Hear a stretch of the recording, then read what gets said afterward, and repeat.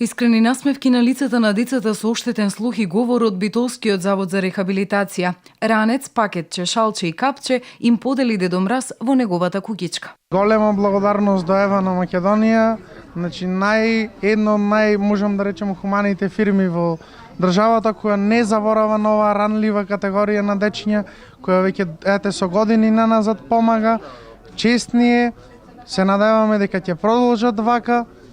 И им пожелувам на цела фирма многу успеси и понатаму. И она категорија која денес ќе усреќат, верувајте дека најискрено ќе ги прими овие добри намери, добри желби, среќа, мотив за повеќе за она што следува да го постигнат со многу љубов и среќа. Ева на Македонија во соработка со Црвениот крст се донаторите, односно виновниците што овие деца денес беа среќни. Ева на Македонија, како и секоја година, така и оваа година, дава донација по повод на годишните празници. Оваа година, последните 2 години во соработка со Црвен крст од Битола, така и оваа година ќе дај за дечињата од ранлива категорија од Кочарацин со оштетен слух и говор. Ни донираја новогодишни пакетчине и подароци.